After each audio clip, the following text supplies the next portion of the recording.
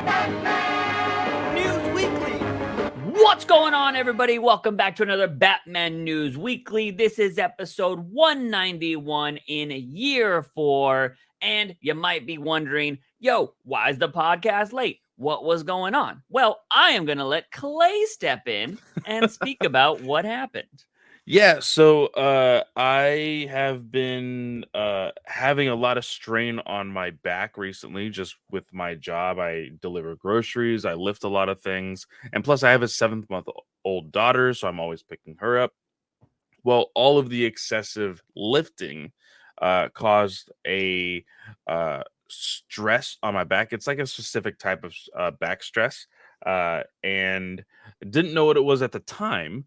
Just felt a lot of pain in my back, my chest, and a lot of like hard time breathing. My wife thought it was a heart attack at first, and so I was like, "We'll see. Let's just wait it out."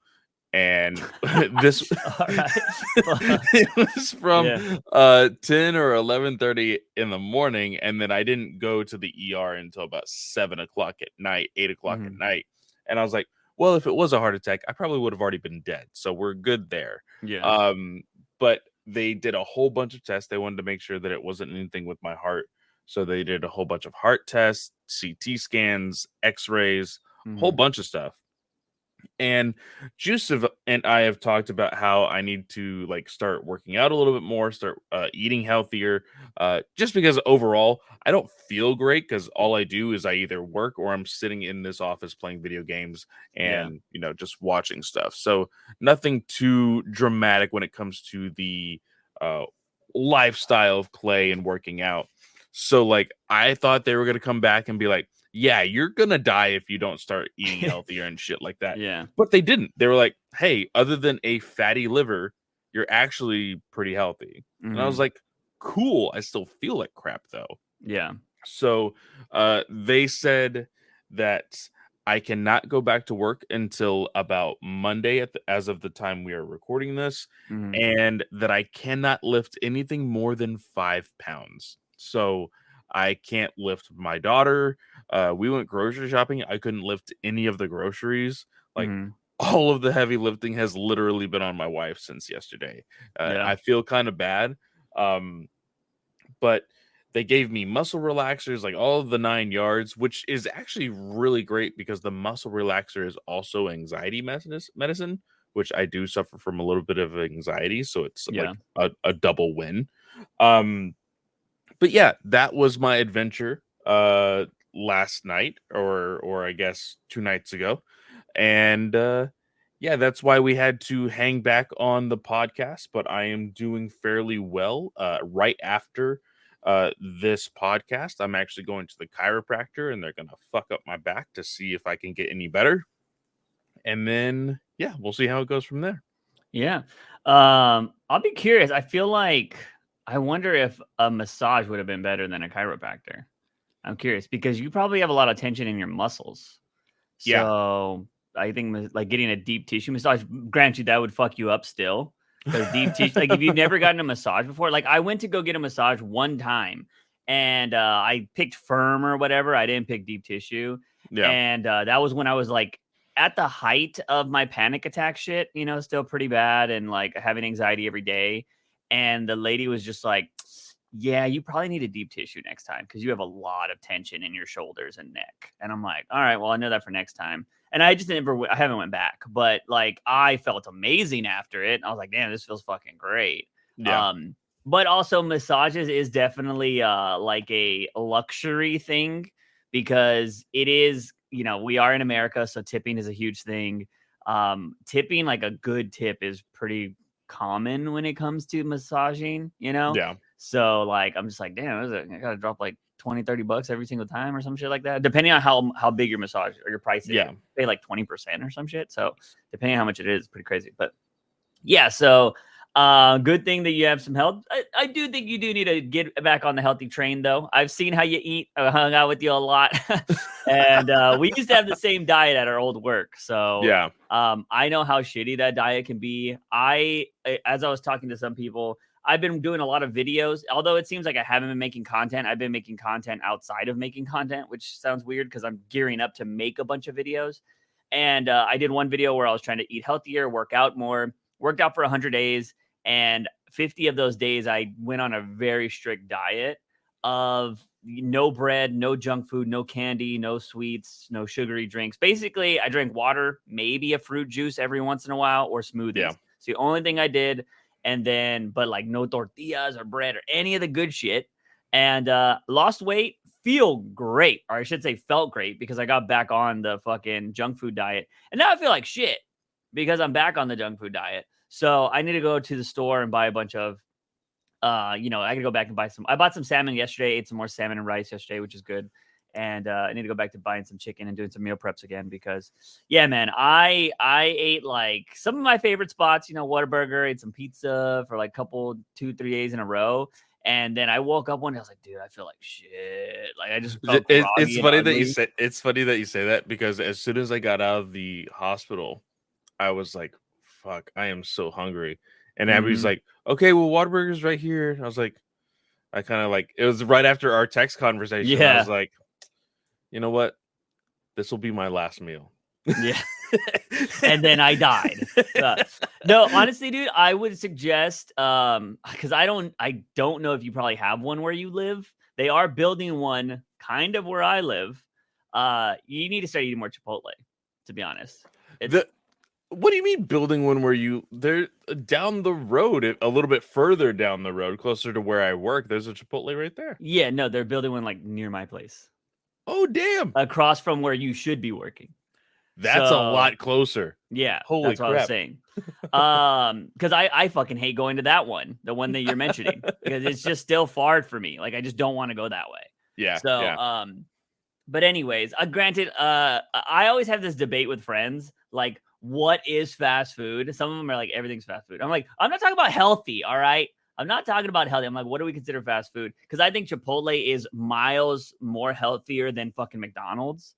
You know what I mean? Where everything that's frozen and processed, they're cooking Chipotle every day. You know what I mean? Like it's fresher ingredients.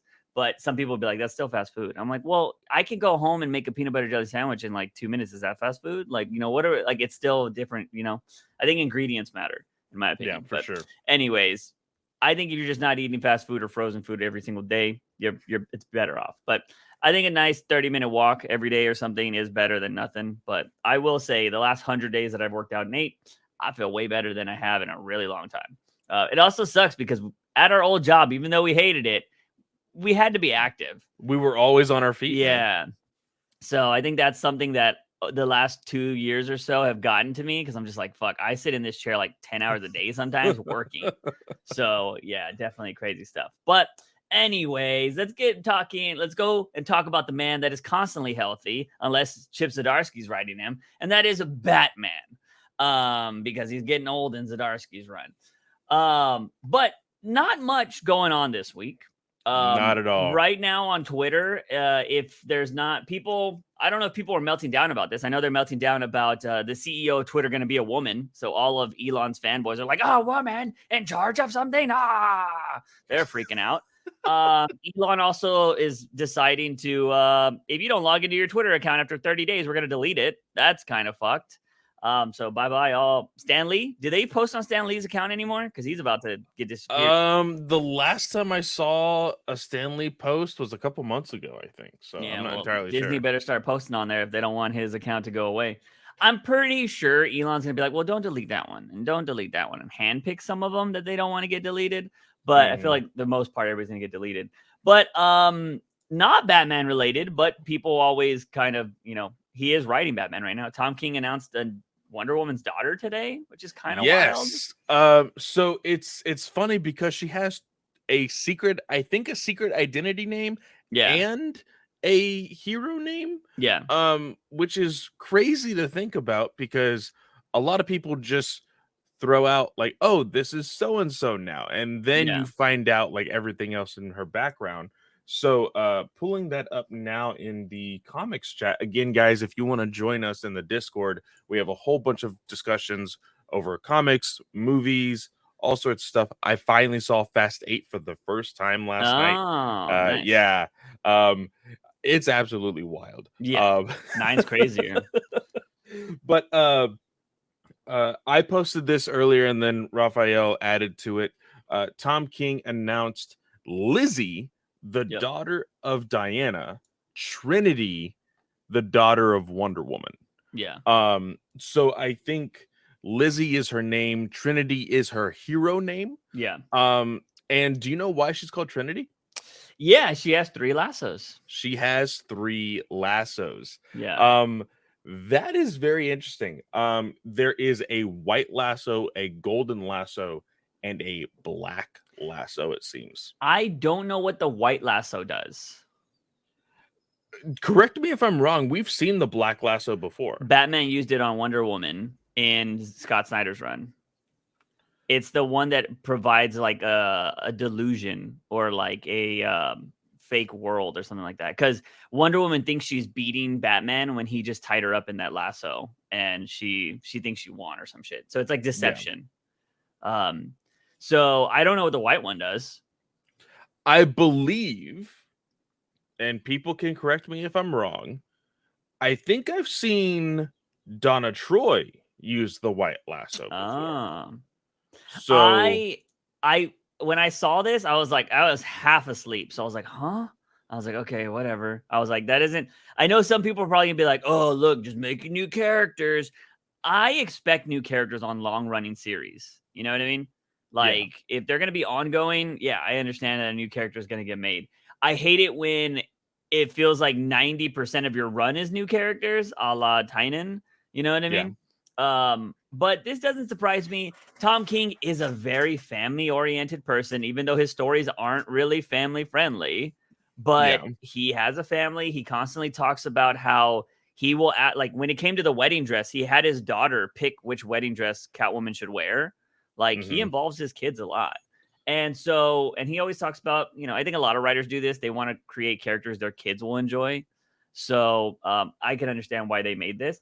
I think, we have everybody else and their mom has kids, right? Why doesn't Diana have one? I'm curious to find out the story. Well, I was just about to ask you, like, the introduction to a daughter, like him being known for long form storytelling. Are we going to get the Batman story via Wonder Woman? Batman story? What do you mean? Like his Batman run. Like, oh, I didn't get to tell my Batman run the way I wanted to tell it. Like, verbatim. Oh, like with bringing in like Helena and stuff? Yeah, like is he going to do that story but with Wonder Woman? Like, because my question is, who is Trinity's or Lizzie's father? Yeah. Is it traditional, like, man-woman? Like, is it gonna be Trevor? Yeah. Or is she another, gift from the gods, So it's kind of hard to tell with this art, but she looks blonde. So, because the sun is kissing her hair, and it looks like the under shadow area is black, but the most of her hair looks blonde. So Steve Trevor is a blonde. So could be his. I would be. Look, Tom King loves to have his characters fuck.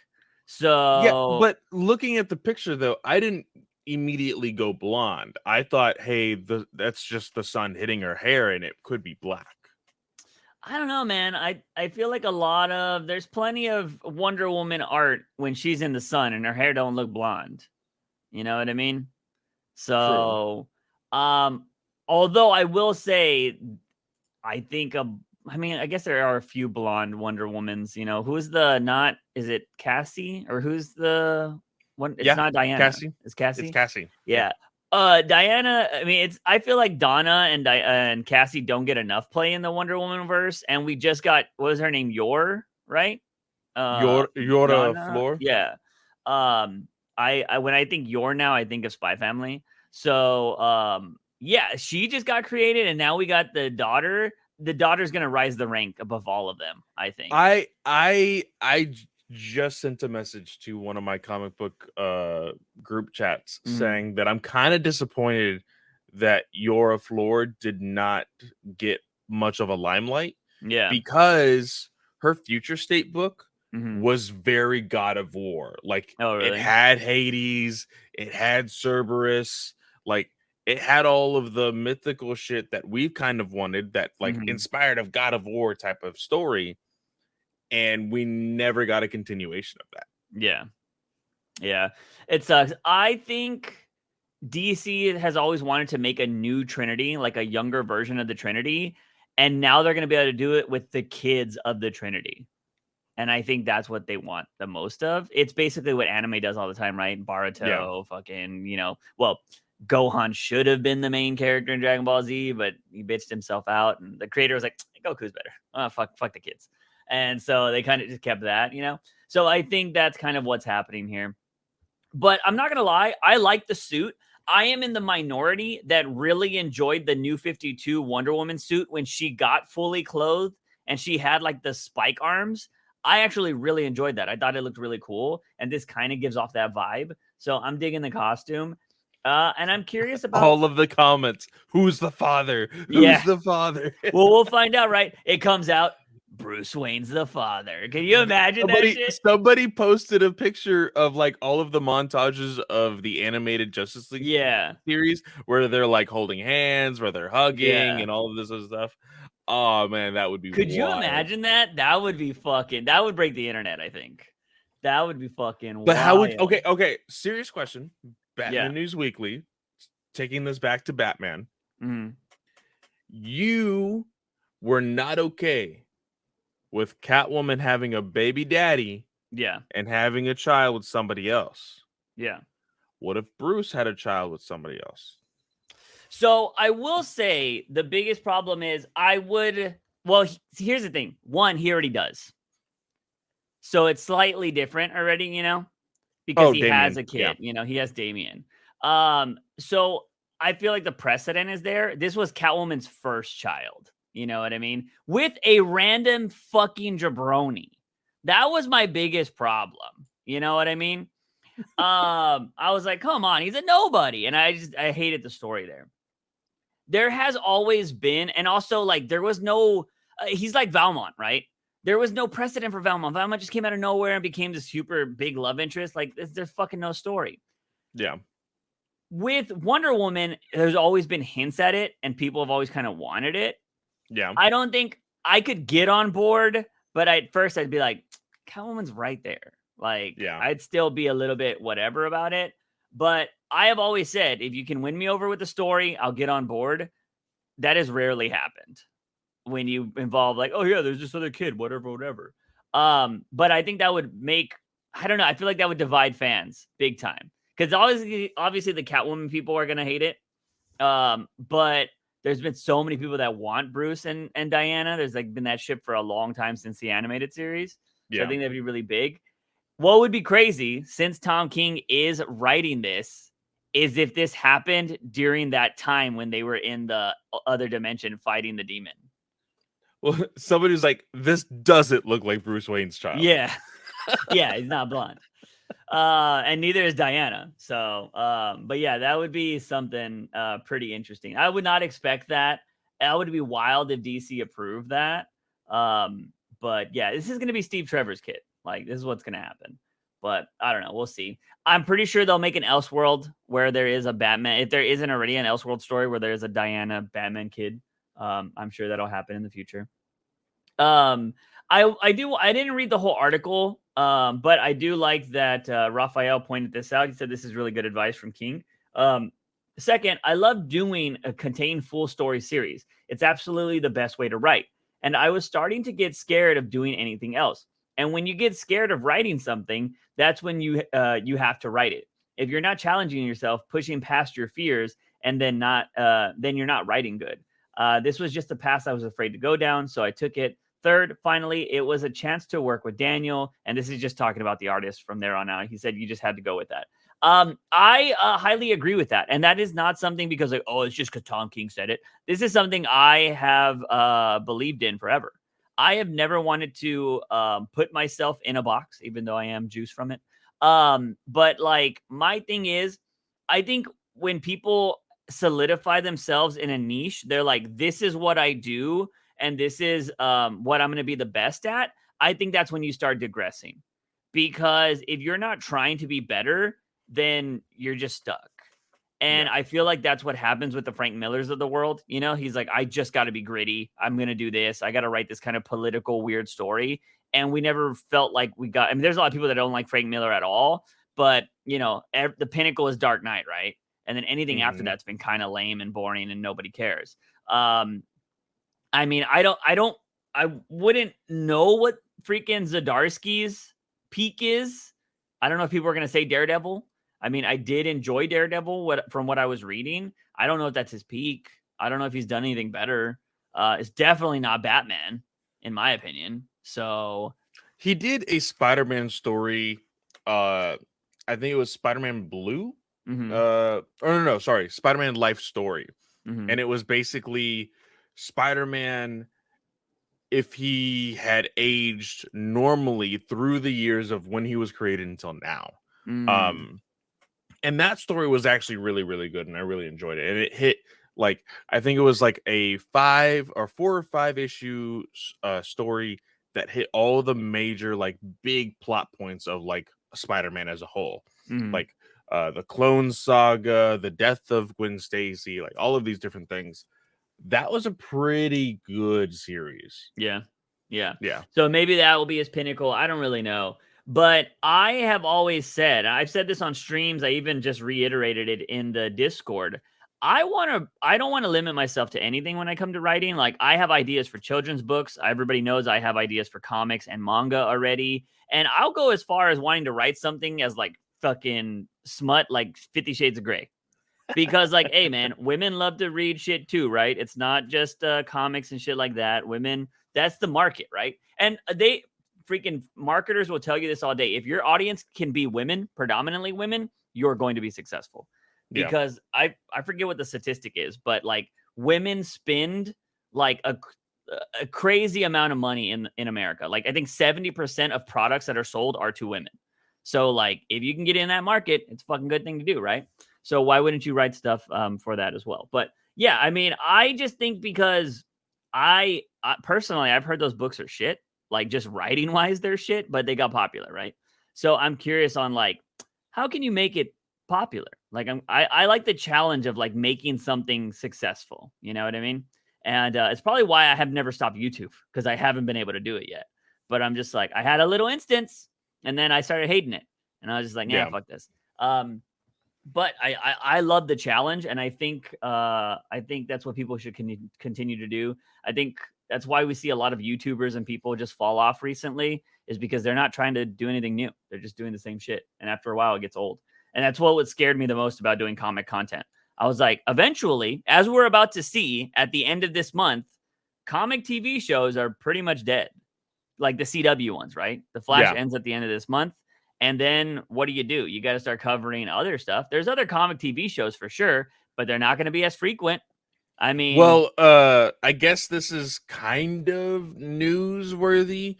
Their new business model, CW, since it's now owned by somebody else majoritively, they are cutting down on scripted television, which is the thing that everybody is doing currently. So Superman and Lois is probably not getting the 1 to more or 2 more seasons that Safran and Gunn had said that it would. Is probably going to get cut this year, as well as, of course, we all saw this coming. No more Gotham Knights. Yeah, that's good. That should be proper. So what, CW is probably gonna be like a rerun channel, or are they going to like reality? But I think they are going the reality route also. Yeah. People love reality TV, man. They love seeing drama. So that doesn't surprise me. But also rerun channels can be really popular. Nick at Night's been going forever. You know what I mean? So crazy shit. But yeah, so I'm excited to see what this is going to go on with Wonder Woman. We will be talking about Tom King's Batman story next week, I think. I think it's next week. Yes. So we'll be seeing. But yeah, so there's a lot of news going on with that. Staying on Twitter, there has been. What are your thoughts on the art that Jimenez has been showing of this Batcat event? Because we've gotten more of it. you did share, I think, one at like she is at a desk or whatever. It looks like, again, I'm not entirely sure what is going on in the Catwoman book because we've dropped it. Yeah. But it almost, I feel like our Bruce that has just gone through this multiversal story Mhm. is going to come back and he's going to meet a Catwoman or the Catwoman that he's always known, but in the same vein of the Catwoman that he just left in this other Earth. She's going to be like a kingpin Yeah. of some sort. Yeah. At least that's the vibe I'm getting. She is holding herself pretty high. Of course, this is the way that Jimenez is drawing her. I haven't read anything. And I'm a little worried of what route they're going with this. Like, I'm not entirely sure where they're wanting to go at all. Yeah. I don't know if this is a new Batmobile in some of this art as well. But it looks like a race car. So not really a fan of it. It honestly looks like a Mustang. Like, well, it looks a little bit more elongated. It looks a little bit more classic, but it does look nice. I like the big wheels on it. Yeah. I mean, it honestly, it looks like an early 2000s Mustang to me, with some spoilers on it and maybe some little stuff. But yeah, it looks like a Mustang. That's kind of what I'm gonna go with. But yeah, I mean, it looks cool from what he's doing. It's so crazy that Jimenez can make stories somewhat decent just by his art. Yeah. You know what I mean? I don't know if this was I know we also got this shared too. There's a lot of comic news we're going to. Is this just going to be a cover or is Clayman jumping on the Joshua Williamson story? So I believe this was Raphael who shared this. Yeah. I'm not entirely sure. He says the dynamic duo. I would not be surprised if this ends up being a variant cover for the Williamson book that's coming out in, I think, June, July? I have no idea. Dude, I'll be 100% honest with you. My interest in comics lately has been at probably its lowest in a really long time. Oh, really? Yeah. Dude, I didn't even want to read the books last night that I was like, oh, I haven't read. I was like, I don't really care. I actually skimmed a couple of pages in Danger Street. I was questioning even reading Danger Street because I just haven't been interested. And that's not because I don't want to read Danger Street. I just haven't been interested in comics, you know? I'm just like, meh. And maybe that's because I've been reading a lot more manga and because like my brain right now is like trying to write a manga. And I'm just like, oh, I started watching because I want to, aside from the story you've read, the comic version of the story that I'm going to convert. Yeah. I want to do a sports anime. And so like I'm watching and reading. Yeah, I saw that you mentioned or you asked the question if there was a dodgeball anime. I think there has been a dodgeball manga. I don't think it's been adapted to an anime. I'll have to double check. Yeah, I have to research. I tried to look up stuff. I didn't see anything. But apparently it's like, I don't know. I want to, because again, I think it's a challenge because I'm like, how do you make a sport into like something super dramatic in an anime form? You know? I mean, one of the biggest selling mangas right now, and I think still is, the volleyball one. And that's why I was like, all right, I started watching Blue Lock. Okay. So apparently that's really popular right now. I need somebody to cover the copyright stuff in Japan because I don't know how they get away with certain things. Because in Blue Lock, they use Messi, they use Ronaldo, they use Pele, like they use those huge soccer names. And I'm like, you can't do that in America. Like, it's just like really, I don't know how, if Japan just does it, because they're like, we're Japan. Like, fuck you. Because I hear Japan is really strict about people in other countries using their IPs. Yeah. So like in America, you can't just use Mario. They'll fucking come down on you like hardcore, you know? Yeah. So I don't know how it works or if that's just something you can do. Because I know like if you're writing a novel, you can't use song lyrics in your novel. Or you have to pay the person that created that song to use those lyrics in your novel. So Yeah. like, I don't understand copyright when it comes to these things, but Blue Lock is pretty interesting so far because I wanted to see how do you make it dramatized, right? Like, yeah, you can make a game dramatic, right? Like, oh, it's the last second. He's got to kick this goal from half court, you know, whatever. But that's not a good enough to make a series. You know what I mean? You have to have more. You have to have a gimmick of some kind. Well, I'm reading one called Blue Box right now, which is a romance comedy sports manga.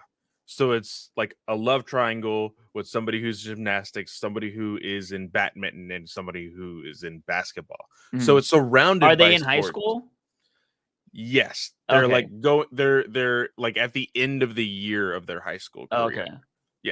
Yeah. So in Blue Lock, I think they all just kind of are done with school. And essentially the concept is Japan wants to win a World Cup and they never have, or some shit like that. I don't know if that's actual factual shit, but they're never good enough to make it to the finals. So they think they need to make their own like Ronaldo or like Messi or something like that. Yeah. And so they create Blue Lock and they're taking the 300 best strikers in Japan. And only one will survive. And it's not like they die, but they're playing games and like whoever the best ones are or like stay around. And like they have to like do these mind games and find out how they're better. But the mastermind, because there's always a crazy mastermind behind it, right, is telling them that they have to unlock their potential and they have to do all this shit. So of course each character is like, I can't do this because whatever. And then they have the fucking Super Saiyan moment and they're like, oh fuck, I broke through the ceiling. You know, very typical anime. Yeah. But I was just like, okay, like I'm interested in it because I just always like seeing the adversity, like somebody overcome adversity, right? I think it's always a compelling story. So I'm just trying to figure out, all right, how do I do this? How do you make it interesting? How do you keep somebody's attention? Because you can't just make exciting games the whole time. Like the characters have to develop, right? You can't just always have them develop on the court. So yeah, interesting. That's what I've been into lately. But so yeah, crazy stuff. I feel like somebody, maybe it was a question, but I feel like somebody was asking a very interesting Batman question recently. And I don't remember if I saw it on Twitter, or if I saw it in our questions. We'll get around to it. But anyways, if I find it. But yeah, let's go on to the main topics or some topics that we had this week. Because again, we don't got much going on. Michael Rosenbaum, who you know him better as Lex Luthor from Smallville. Yeah. Or if you are a big podcast fan, he has a podcast called what's the title? Inside of You. Yeah, Inside of You. Famously, you might know it. It is the podcast that Stephen Amell had a panic attack on, if I'm not mistaken, right? Yep. So, so yeah, there's that. Just to add one more thing, if you didn't know, he played the voice of Wally West in the original Justice League animated series. Oh, that I did not know. So pretty awesome. He auditioned for the new Batman animated series show. And the Cape Crusader. Yeah, and I don't have the thing pulled up. I'm only going off of our notes here. But from what I remember it saying, they liked his Batman, but maybe not his Bruce Wayne. Yeah, that's what he was saying on his podcast. He said that he felt really good about his Batman voice. He felt good. Okay. And they gave him like props on his Batman voice. But they didn't really critique him on his Bruce Wayne. And that's what made him think, probably that wasn't it. And that's why I haven't gotten a call back. That's basically what he said on his podcast. Yeah, and I mean, look, nobody's gonna be Kevin Conroy. You're just not gonna be that good. So I'm gonna be totally honest with you. Mm-hmm. We had heard from when this announcement was made that the Cape Crusader was gonna be a thing. Yeah, Kevin Conroy had said that he was not going to be Batman. Yeah, I remember that much. Mm-hmm. It didn't even dawn on me, Juice. When I saw this, I had to remember, oh shit, Kevin Conroy's not going to be Batman.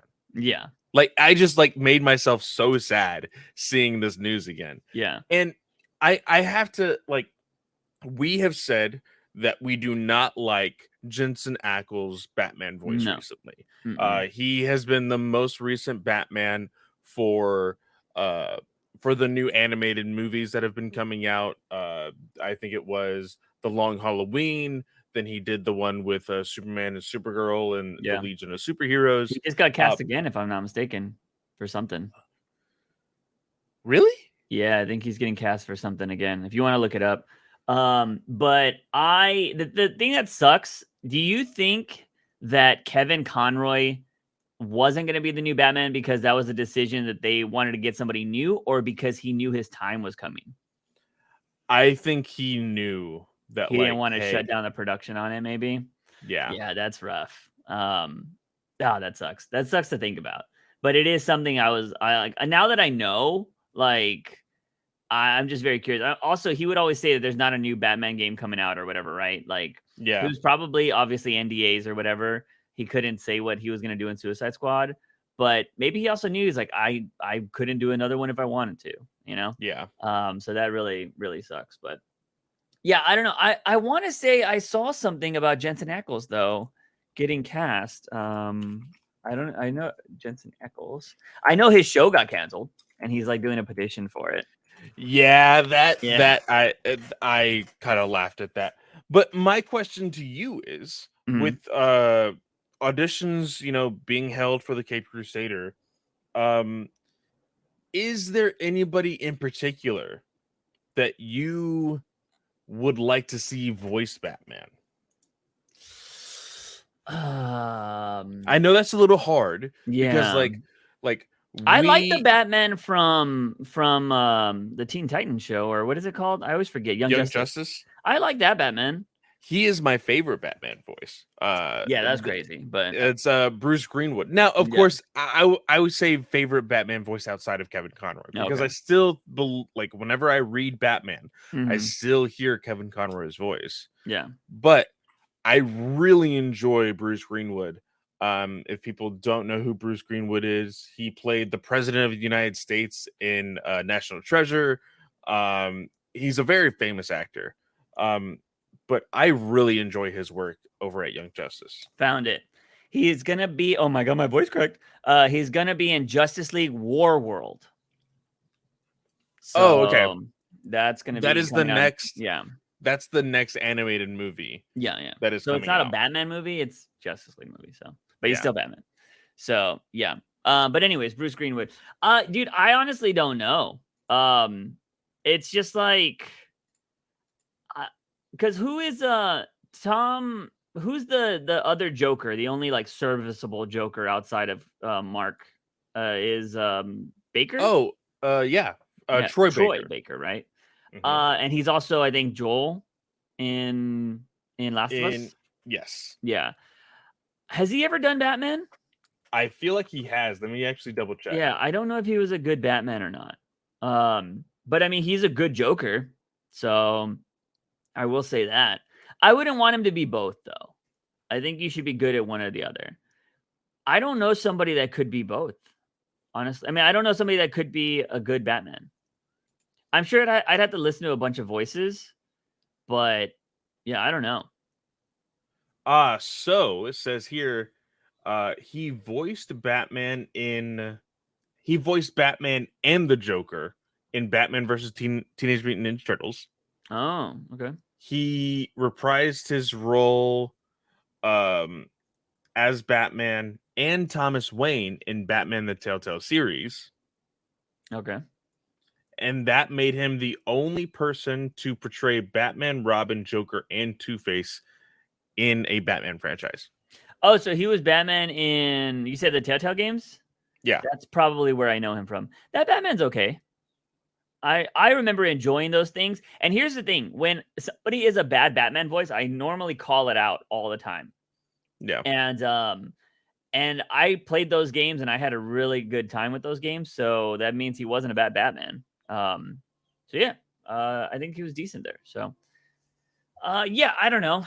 I just don't have a voice. And the thing that sucks is I know if the voice of this new Batman sucks, it's going to make the show very unenjoyable for me. Yeah. So I hope they pick the right one, but it looks like it won't be Rosenbaum. Moving over to it, maybe somebody it could be in live action, ladies and gentlemen. Chris Pratt as Batman. Now, before you freak out, I don't think this is going to happen. But that doesn't mean that Chris Pratt and James Gunn can't have some fun with it when they're on the press tour for Guardians of the Galaxy 3, which I have to say, I thoroughly enjoyed. I finally saw it, according to the last podcast. Clay had watched it before that, but gave no spoilers, as you guys might have known at the end of that podcast. I enjoyed it way better than 2, in my opinion. Yeah. But it's also because it felt like a Marvel movie, but didn't have the silliness of a Marvel movie. Yeah. And I think that's why I enjoyed it. Because it was serious. I mean, you couldn't do that story without it being serious. But yeah, James Gunn has confirmed that he confirmed Chris Pratt is not Superman, for sure. They were joking. I think the interviewer in this press conference thing was like, "You're going to be Batman, right?" And the way it went down was basically the interviewer asked, "Hey, have you locked down any DC character that you want to be in the DCEU or the DCU?" And Pratt was like, "Oh, it's Batman. Like, I'm going to be Batman." And Gunn then said, like, Pratt as Batman wouldn't be the worst thing. Yeah. Like, he's probably imagining what could be the worst thing. And he's like, yeah, Pratt isn't the worst decision I could make right now. Yeah. And then he proceeded to joke around saying, "Oh, yeah, I'm going to be completely different from everybody else." And then he started to do like a high pitched voice and be like, "I'm Batman." Yeah, that's pretty funny. It's like they have had a lot of fun on this press tour. They've made a lot of jokes. A lot of people asking Gunn about DC and everything else. I am sure that at least 2 of the Guardians of the Galaxy will be in Superman. DC. Like, well, they did confirm that at least 1 member will be in Superman Legacy. That's another piece of our news. But I think that overall in the DC universe, 2 at the very least will be heroes in the DC universe. I think a majority of that cast gets in. I could see all of them. His brother's already in. That's 1. Yondo, Michael Rooker or whatever is already in. That's 2. The chick that plays Mantis is definitely getting in. I could actually see her being Lois Lane. So. Oh, really? Yeah. I can see her being Lois Lane. I also saw some people saying y'all got to think outside of the box and putting Zoe Saldana as Lois Lane. So I would be down for that. Yeah, so we'll see what happens. But if they're sticking redhead, what if Karen Gillan was Lois Lane? So I think she's a little too tall for Lois, in my opinion. I think she is a little too tall. Yeah, you would have to find it. You would have to find an even taller Superman. Yeah, which might be tough. I mean, well, look, if they can make what's his name as tall as The Rock in Shobbs and Hall, I think apple boxes were created for not just apples. Okay, they're created for actors. But I mean, with this writer strike right now, we don't know what we're getting. Although James Gunn has confirmed they're starting in January, which I think is very interesting when the writer strike going on. But I also don't know if you heard this other stuff. Did you know that the contracts for the Directors Guild and the I think Actors Guild are coming up soon too? Yeah. So like Hollywood, if the directors strike, apparently Hollywood just gets shut down because they cannot do anything with the directors without directors. I'm sorry, AI cannot direct. No. So they're gonna bend over backwards to the directors and be like, okay, look. Because a lot of directors, I don't know, I feel like could be writers, and I wonder if they're like, I'm getting mine, so like, fuck these guys. I wanted, because I know Hollywood ain't just all kumbaya. Like there's some cutthroat people in it. You know what I mean? So like, I'm pretty sure they're just like, I'm just going to do this behind their back. Fuck them. But you do also have like I'm going to call them what they are. Dramatic crybabies like Christopher Nolan. Hey, if I don't get my way, I'm going to go to every other studio until I get what I want. And that's exactly what he did. He was literally shopped around to everyone until he got to Paramount to make Oppenheimer. Yeah. So like, if they don't end up giving him what he wants with this whole, because I believe he is part of the Writers Guild and Directors Guild. Oh shit. I think Oppenheimer is gonna get stomped by Barbie. I think so too. Yeah. So that's gonna be crazy. Anyways, so yeah, Gunn confirms also Crypto. How do you feel about that? How do you feel Crypto being in a Superman movie? Well, he joked around by saying like, "Oh, Pratt, like I wanted to like put you in for Crypto." Mm-hmm. And Chris Pratt was like, "I don't know who the fuck that is, but apparently Crypto's going to be in Superman." Yeah. And he was like, "Scoop number 1, you got to hear first. Crypto's in a Superman movie." And he looked over at Gunn. He's like, "You're fired. Like Wow. you let something slip. You're fired." Yeah. Crypto, I am okay with. Mm-hmm. The fact that I just don't want him to have a voice. I want him to be a dog, you know? Mm-hmm. Okay. Yeah, I don't know. Freaking, we'll see. I mean, they had a dog in Guardians of the Galaxy, and that worked, but they had a voice box. I hope they don't do that for Crypto. Well, Crypto's just a dog. Yeah. Because in comics, Crypto is just a dog. He's Yeah. not able to talk. Back in the day, very early 2000s, Crypto had his own animated series, Crypto the Super Dog, where like all of the other like superhero pets would like partner up and whatever, and he had a voice there. Of course, he had the voice in Super Pets where The Rock voiced him, and that's what I said. I was like, if Gunn wants to give Crypto a voice for whatever reason, as long as it's not The Rock, I'm good. Yeah. What if it's Or Kevin Hart? I was gonna say, what if it's Kevin Hart? But yeah, I don't think he should have a voice. I think he should just be a dog. Yeah. With superpowers. But yeah, and then so I mean, I'm very curious. I mean, it's very comic booky, so I'm down with comic booky, so I'll take that. But yeah, if they're starting in January, we're getting real close to a casting. So, you know, they're probably having people show up in suits right now and casting. There was that rumor from, if you want to believe them or not, Home of DC or whatever, that it was reported that somebody from some show has tested. I don't know who the hell that was. It was apparently multiple people. And the show is literally from a show I have never heard of. Yeah, same. Yeah. So they might be going obscure. So we'll see. Because remember, we've always talked about like you got to get somebody that's gonna want to do this for like 10 years or something, right? Yeah. So you're not gonna you can get a big name, but you're gonna have to pay them big bucks. But if you can get a lesser known person, you can pay them a contract that's gonna be cheaper, and you know they'll probably get like movies and stuff from that. But you're like, oh, we're paying you this amount, you know, and we got you locked in for 10 years or whatever. So I think that's something they're thinking about, but we'll see. Who knows? There's an actor strike probably coming up. So they're going to be like, nah, you're Batman, but I also need this. So we'll see what happens. So yeah, I'm excited to see what's going on with that. And then the other thing that is kind of related to James Gunn, not really, but Mortal Kombat is being rebooted, the game, with possibly celebrity fighters being Peacemaker and Homelander. So for those of you that don't watch The Boys.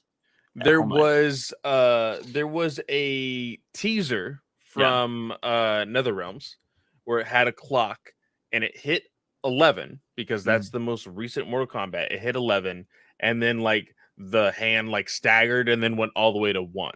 Yeah. So they're teasing a reboot for it to be Mortal Kombat 1. Now the main like creative officer for NetherRealms did confirm that they never said Mortal Kombat 1 is going to be their next game that releases. Yeah. So it's going to be a while. But one thing that Mortal Kombat always strives on, that is always like the biggest hype for people, is their celebrity guest fighters. And it's rumored that Peacemaker is going to be one of those guest fighters. Is Peacemaker or even Homelander enough of a hyped character list for you to get back into fighting games, Juice? No, not at all. Not at all. I just don't like getting my ass beat in fighting games anymore, you know? It's funny because I was listening to a podcast literally before this with one of the he's not a grandmaster, but he is a great chess player, Gotham Chess. And on this podcast, he was kind of talking about how he was trying to like become a grandmaster for a while and he was going to tournaments. and how he just felt demoralized when he got his ass beat by 11-year-old in chess. This 11-year-old knew everything he was going to do, and he's been doing it for like 20 years. And he's just all like, oh shit. And then he was like, I got him. I got this kid. And then the kid just knew like everything in a matter of seconds on how to beat him. And he was like, dude, I had to withdraw. He was like, I just couldn't do it. Like I don't want to go through that again. And so Dude, that's gotta fuck with your head, man. Yeah. Well, here's the kicker. He had trained the kid when he was younger. So yeah. So the kid was even better than he was now, which is crazy. But yeah, like it was insane to hear that. But I just don't have the technical skill anymore to do fighting games, you know? And I'm just not, I've never been a combo person. I've been more of a like, let me try to find a way to beat you person. You know what I mean? And if I had to be Ryu, like Hadouken, like over and over to beat you, I would. Or like the low kick, like you know, because everybody trips and stuff. Yeah. Oh man. So like I would just find a way to beat you, right? That was kind of what I did. But I started watching people play Smash recently, and like it just doesn't seem fun when somebody's that good, you know? And that's why I'm just like, oh, I don't really want to, I just can't do fighting games. Like with GTA and like Gang Beasts and stuff like that, I feel like I'm good enough to hold people down. Or like, I was just talking to a friend yesterday because we were playing the new Fall Guys season. And I was like, man, I could take months off this game and come back and get a dub like immediately. I'm just that good. Like it feels nice when you're good at a game. And fighting games, I've just never been good at. So I can't get into them. I still own Dragon Ball Z, and I've never went back and played it. And it looks awesome. And I played the demo, and I was like, this looks cool. Never played it. I was just like, oh. And I know there's a story, but even the computer's hard at times. And I'm like, man, fuck this. You got to play on easy, like baby mode where they don't even move. But yeah, like I'm just not good at fighting games. So this won't get me into Mortal Kombat.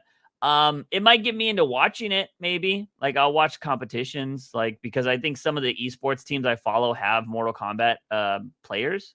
So maybe I'll watch it, but for the most part. Because I will say there is this one clip a long time ago of Street Fighter. I don't know if you've ever seen this.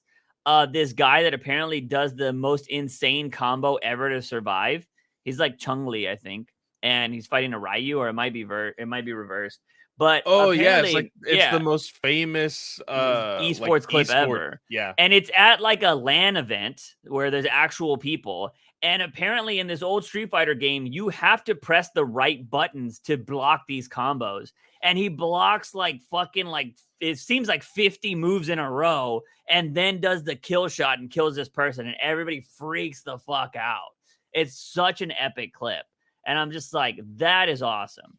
I could never do that, but like I could do that kind of shit in GTA where I can fly a plane, dive out, hit a bazooka, you know, something like that. I could do cool shit, but yeah, and I don't know, man. It's I don't mind playing people better than me, but I like to enjoy what I'm doing. I don't like to be miserable. Chess makes me miserable. I'll have a couple good games and then I'll play somebody that just utterly destroys me, and I'm like, I hate this. I will say my last like fighting game that I was like, I need to buy this was Injustice 2. Okay. I think that like the armor and the customization aspect like really intrigued me. So I bought it, I played it, I bought like the legendary collector's edition or whatever.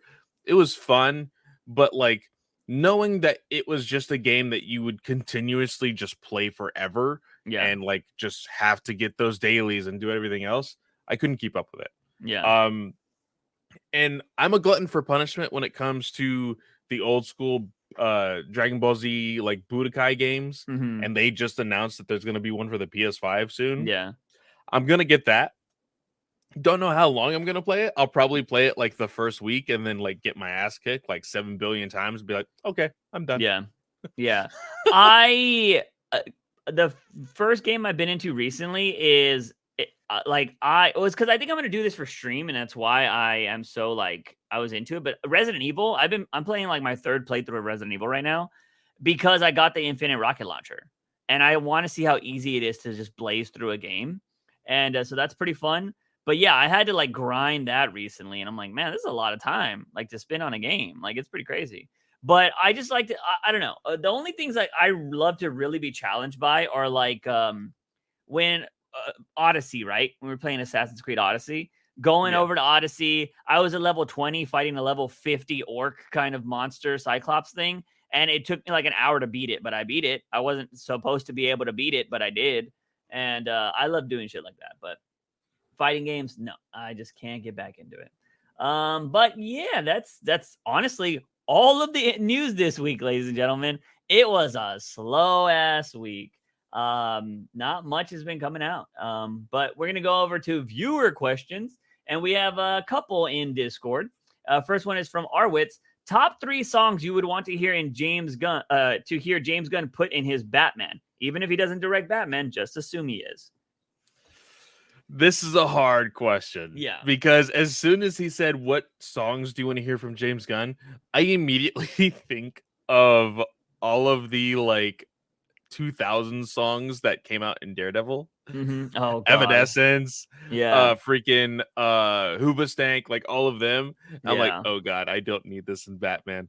I don't think Batman should have real music. And what I mean by real music is like lyrics like Nicki Minaj and all that kind of stuff. Like the way Mario did with like Thunderstruck and shit. I just Yeah. don't think it should. If you're forcing me to do it, I think I'm making a parody at this point. So like I'd have bodies hit the floor when he's fighting somebody, like a bunch of goons. So I'd have that. I'd have as he's getting dressed, you know, I'd have Painted Black, you know, because that's the most famous God, song ever. no, stop. And No. then what else? Fucking I'm trying to think of something. Oh, you know what? Just I'd have him get in a mech and then play I Am Iron Man. Jesus Christ. That's what I would do. I'm just making a parody at this point because I don't think music like that belongs in a Batman movie. I don't think so either, but let's be completely honest. Kiss from a Rose. I think a lot of people hear that and think Batman. Maybe. You know? Yeah. I I put some My Chemical Romance in there. Why not? Black Parade. Just go complete emo goth. Yeah, why not? I think that you could get away with some of that stuff. And I think more so like play it like in the movie as if he is like, okay, is he working out in the Batcave? What kind of playlist is he listening to? Yeah. Like put it like that. Not like, hey, we're making our own like music video. This isn't like 2004, you know, we're making an animated music video on YouTube. I don't know, man, because here's the thing.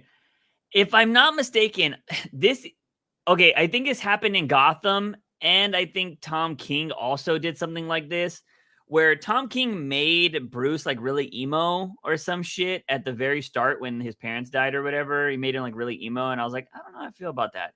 In Gotham, the show, I think after like Bruce's parents died or whatever, he started listening to like hardcore death metal and it just did not work. And I'm like, this is bad. So, I think just Batman, you know how a lot of people do that thing where it's like Batman has to be realistic and we hate it. Yeah. I think I'm one of those people for music in Batman.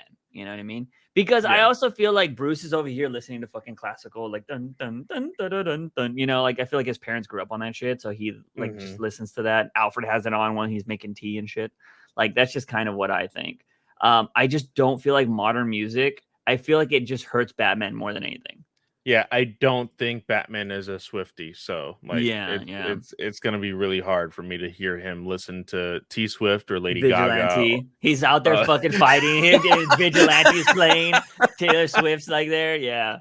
I don't know, man. I that's the one thing that scares me about Superman. Like I'm curious on how James. Well, that was music. Juice asked me immediately as soon as the credits hit. Yeah. Juice turned to me. He's like, what kind of music do you think Gunn is going to use for Superman? Yeah. And it worries me a little bit. I'm going to be the complete opposite from Juice. The one song that makes me hyped, it's so stupid. And I know that people are tired of hearing it. I Need a Hero is one of the best songs ever created. Yeah. I'm sorry. It just is. And when I heard it, because the first time I heard it like recently, they did a trailer for the Netflix He-Man animated series. Yeah. And they used that as their like hype song for the trailer. It Hmm. was amazing. When I heard it in Shazam, I was like, this is fucking amazing.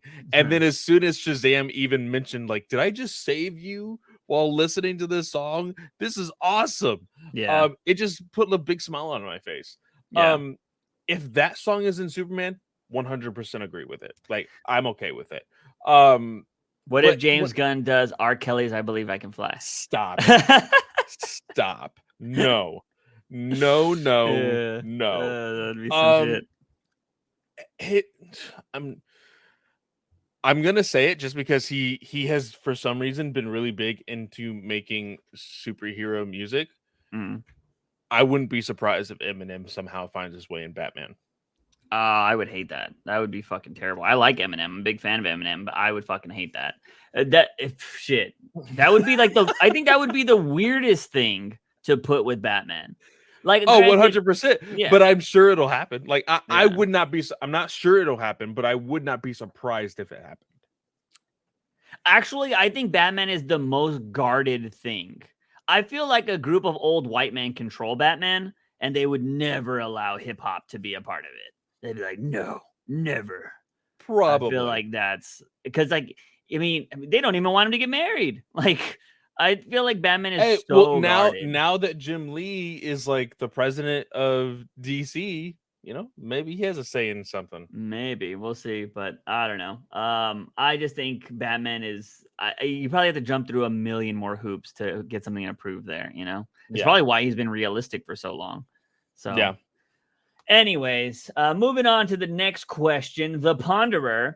If it's not late, my question will be: if you were a writer if you were a writer and I had to kill off Batman, so you're deciding this, Ethan? I'm confused here. How would you do it? Like, whether it's a villain who gets him or a sickness or whatever, what would be the best way for him to go? So this question isn't as unique as you might think, because Batman's died a bunch of times in comics. And we've spoken about this in some capacity. Yeah. The thing is, it's because he then puts the small comment, and I mean, he dies and he doesn't come back. Yeah. Here's the thing, Ethan. He's Bruce Wayne and he's Batman. He's never going anywhere. Yeah. Even in the moments where you think, oh, he's dead, they've tried different Batman and it just doesn't work with the audience. People want Bruce Wayne. So he's never going to stay dead. That being said, if he were to die and if I were to be the one to kill him, it's a hard question because what hasn't been done before? Even if you look at what they have in the black and white stories, there's a famous picture. If you type in Batman was shot in Google, you're going to see this photo of a bullet going through the back of his head, coming out of his mouth or something. I'm pretty sure that's how, or the opposite way. I can't remember. I think it's straight through the side of his head, if I'm not mistaken. Yeah. Yeah.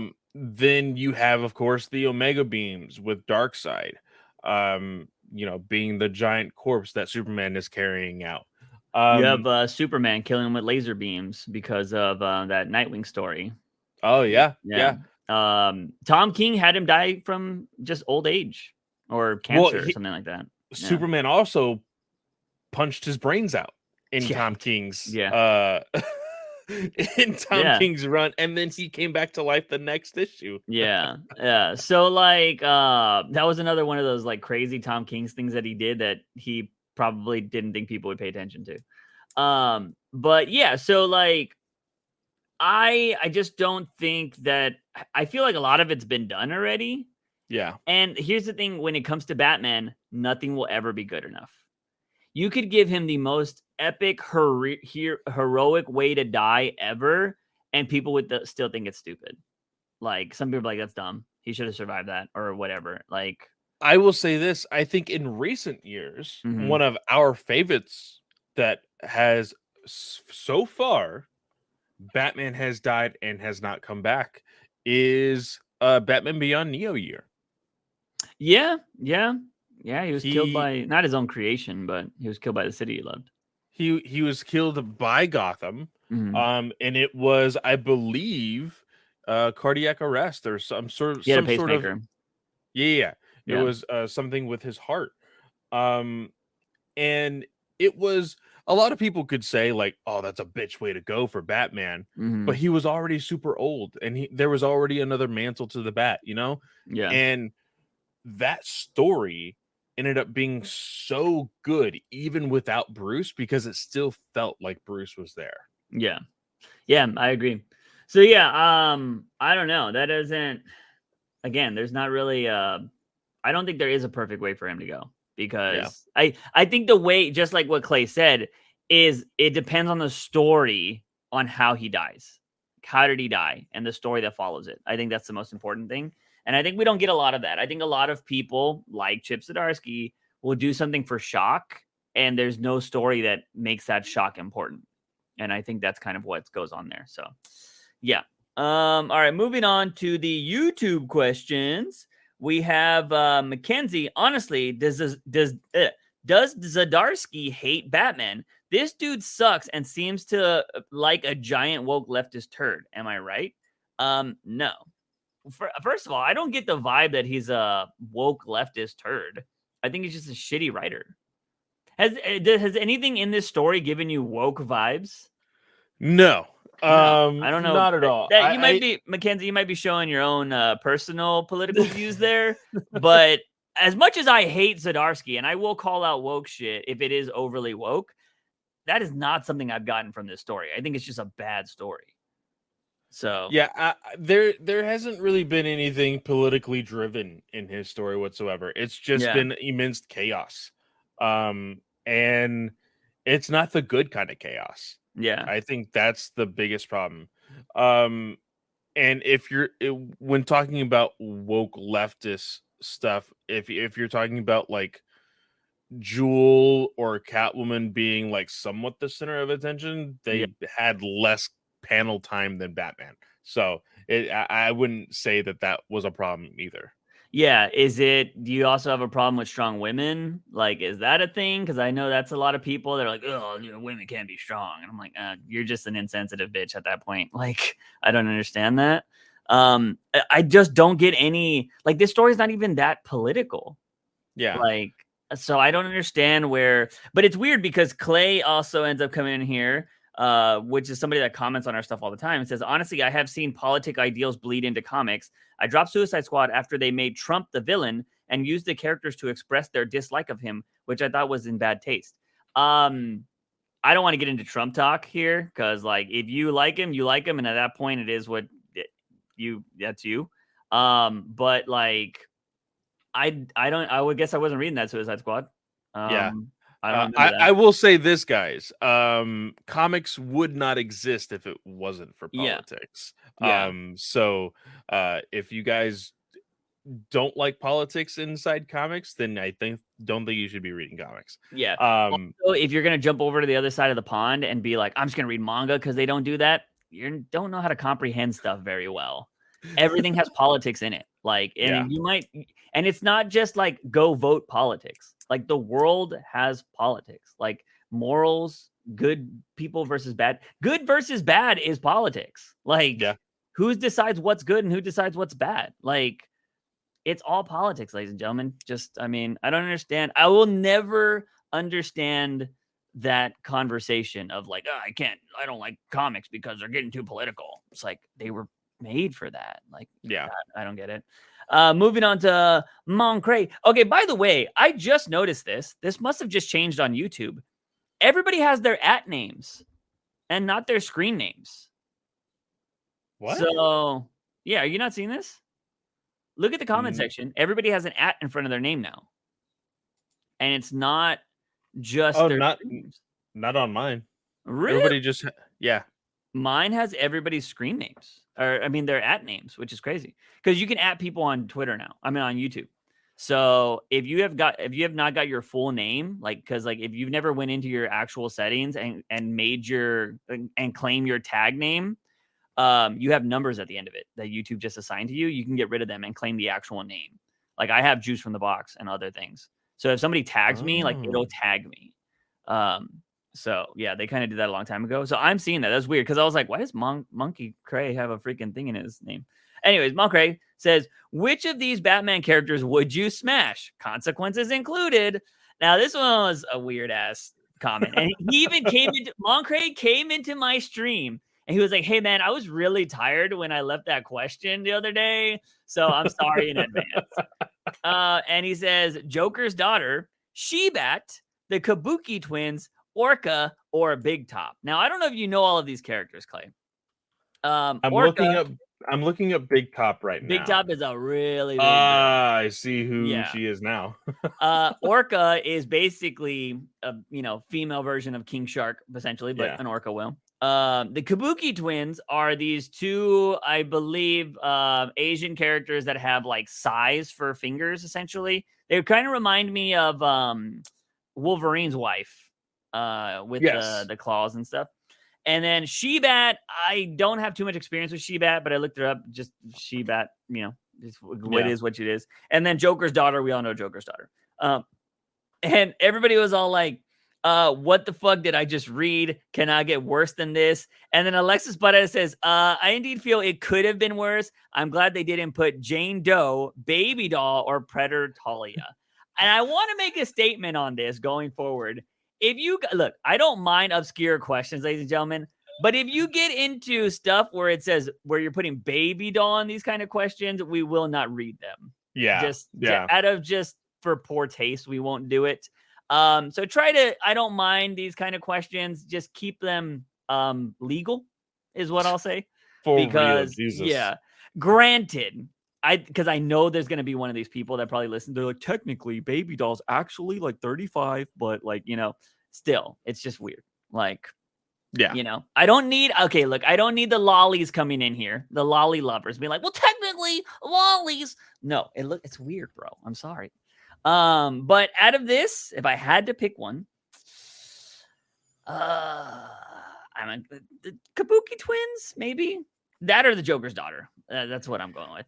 I'm gonna have to go with the Joker's daughter. I'm probably dying afterward. Oh, I think you're dying to all of these.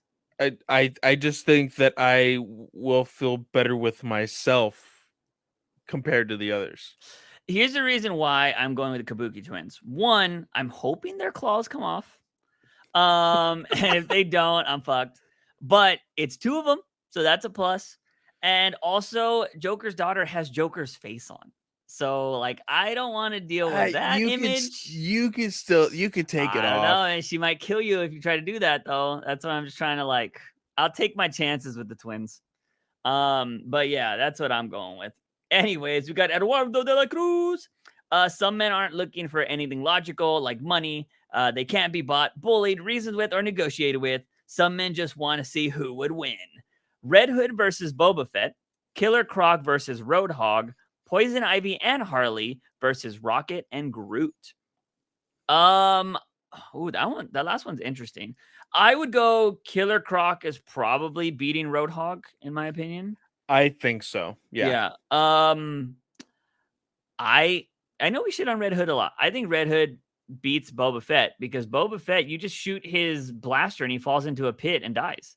So I will say this: Boba Fett has been done dirty recently. Yeah. I think that Red Hood beats Boba Fett. Yeah. As for Poison Ivy and Harley Quinn versus Rocket and Groot, here's the thing I would question. Can Poison Ivy control Groot? Ooh, didn't even consider that. Because if that's the case, it's done. GG. But Rocket is so smart that, I think he can overcome, just Groot's I just grow and fight. I mean, Groot's awesome, especially in this last movie. I feel like Harley Quinn would not hesitate to burn Groot to the ground, though. So, But that's the thing, though. Okay, so if Harley tries to burn Groot, does Poison Ivy then, turn on Harley? Possible, but, what if she just cuts off his head? You know what I mean? But Groot can still live with his head cut off. But it's going to take a while for him to grow, right? Like, I think I think so. you gotta neutralize him. Yeah, I don't know, man. That's a tough one. I want to give, because I just feel like from what has been shown in continuity, Poison Ivy can control living. Well, maybe she can't control entities. Like, can she control Floronic Man? So what Juice is saying is that he's for animal abuse and they want to beat the shit out of Rocket. That's all. Hey, Juice you know is saying. what? I was gonna say spoilers to movies, but I don't want to. But I'm gonna say, like, you know what? From the previous movies, he's not a raccoon. You know, it's what Rocket has always said. You know, Chris Pratt calls him a trash panda, like, which is a good name. But like, he's not a raccoon. So you know what? I'm gonna consider him a person. I'm gonna give him those rights. Rocket is a person. So equal rights, equal fights, you know? So I think I want to give it to Harley and Ivy, but I'm down with either, to be honest. I'm gonna give it to Rocket and Groot on this one. Yeah. So we'll go with that. I would be curious if she would be able to control other characters. And at the end, though, again, Tom King made her too OP. She can control everything on the world. So I always fall back on that. Jason Todd, what comic art / scene in recent years would you like to see adapted to the big screen?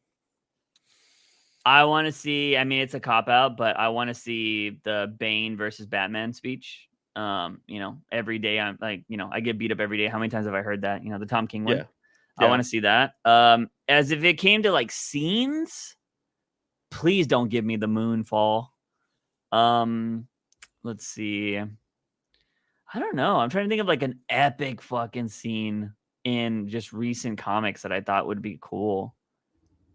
I don't need the father-son Kamehameha super punch moment per se, but if I can get Sun Dip Superman in live action, they did it on Superman and Lois, but it ended horribly. So if you give me Sun Dip Superman on the big screen, that would be amazing for me. You know what I want? I want the Killing Time Park scene. When where everybody's just like killing each other, and Batman's hanging from under the helicopter, because that part looks so awesome. Yeah. I'd go with that out of recent comics. Yeah. So that's what I'm going with. Alexis Barrera, if there was anyone in real life modern day that Batman would target, maybe YouTube Predator Greg Abbott or the Cartel, maybe. Probably Putin. I'd buy that comic. Imagine Batman beating up EDP 445. Do you know who EDP 445 is? No, I do not. Okay, so have you ever seen the meme? He's like this really big black guy, and he's an Eagles fan, and he like freaks out about shit. Like, they use him a lot. He's usually bald. Well, he got really popular. Apparently, he's still on TikTok with a really big audience. He got caught basically by other YouTubers being a predator. So he was going to meet up with a kid and stuff. And he was saying, like, he tried to spin it and say like he was auditioning for a movie or some bullshit or whatever. Like, okay. So yeah, I just Googled him. I've seen the picture before. Yeah.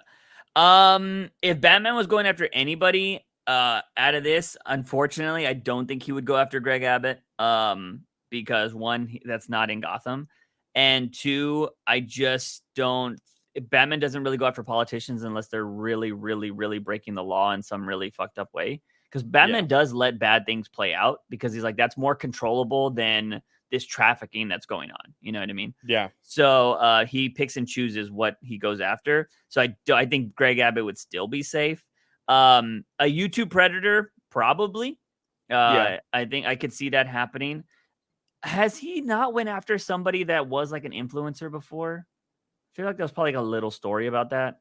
I feel like that is something that we've seen before. And then the Cartel just seems easy. Like, of course he'd go after the Cartel. But the Putin one is funny. I'd buy that comic, which is, again, you're getting into international shit there, and Batman's very weary of that.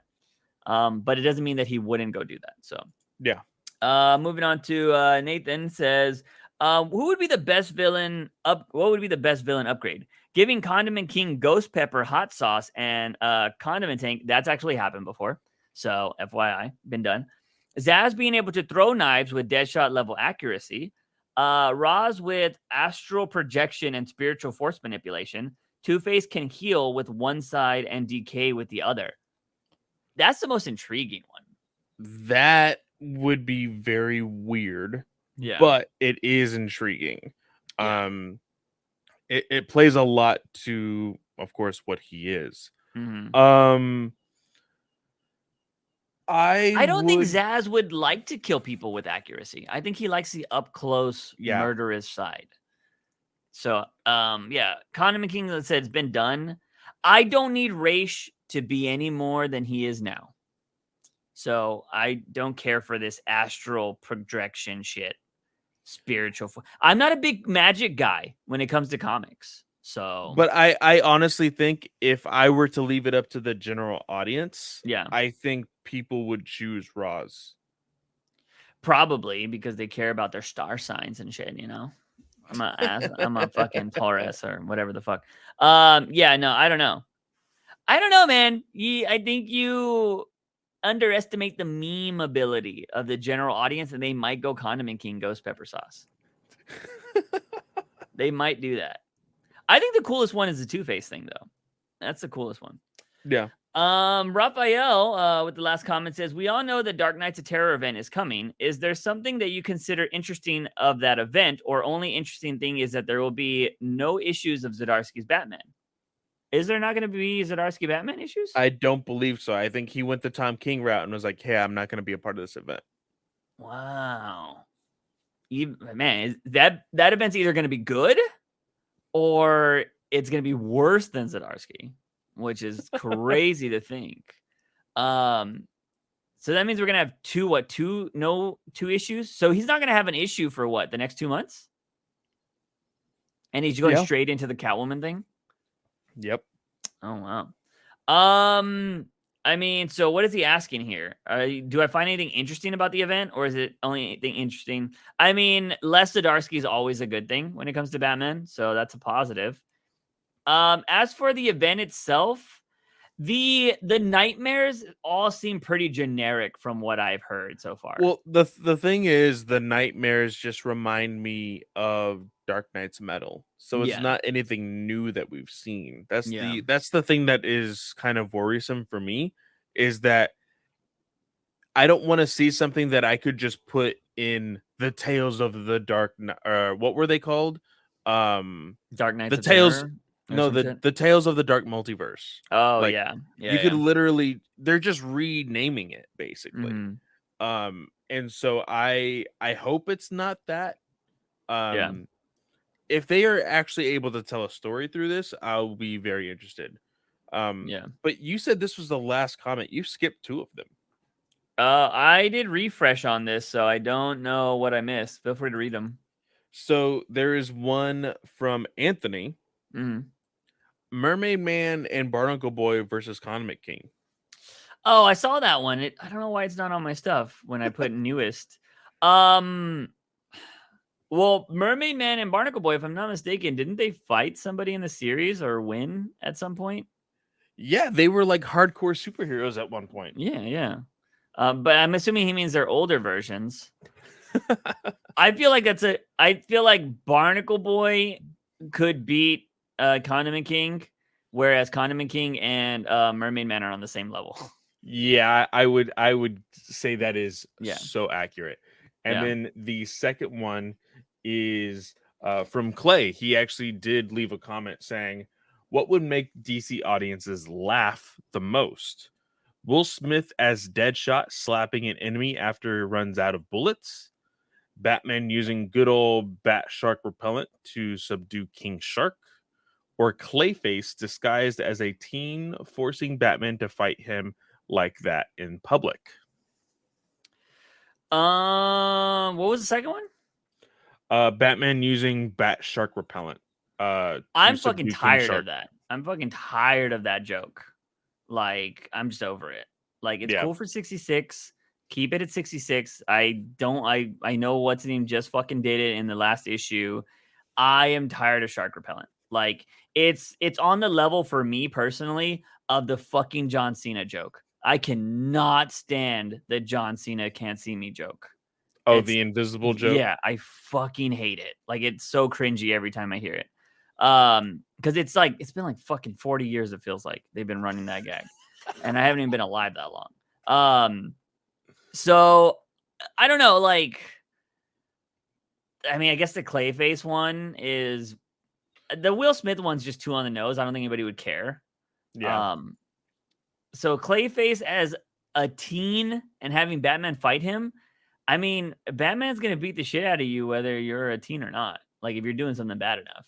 So Yeah. like, what are people gonna be like? Oh my god, child abuse? You know, is that what they're gonna say? Well, Is that like, the point? so just like in the trailer, because this Mhm. was in the trailer, and I'm not spoiling the movie. In the trailer of Guardians of the Galaxy, Drax throws the ball at the little kid. People laughed at that. Like, whenever kids get hurt, it's just funny. Yeah, I love it. Like, if Batman were to beat the shit out of a kid, like, I think people would laugh. And so, like, Clayface disguising himself as a kid in public to make people think like, oh, Batman's a bad person.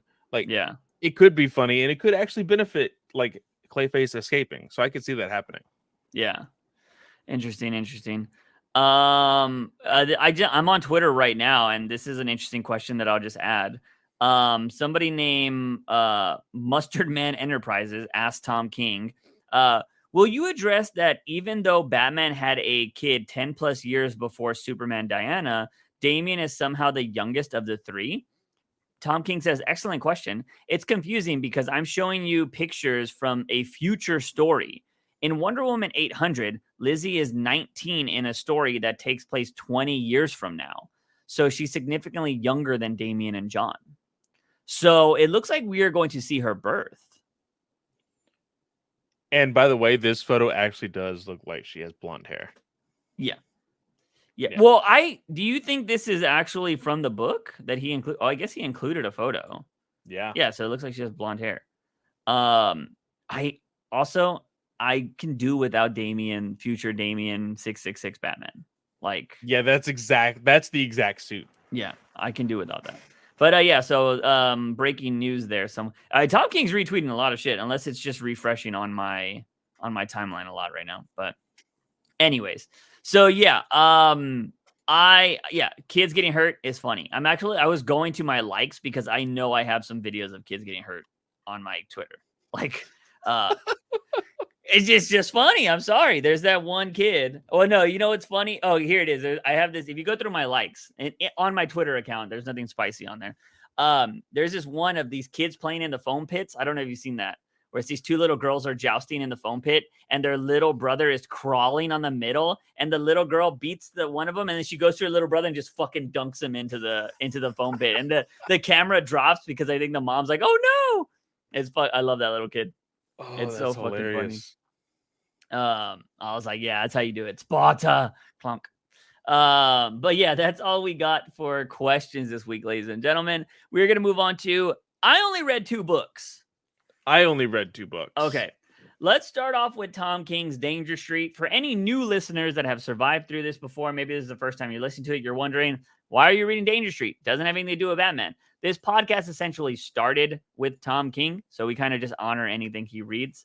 And usually, he does include Batman in a majority of his books that don't even involve Batman. So, it's kind of safe to say that Batman might always make an appearance, if not a reference.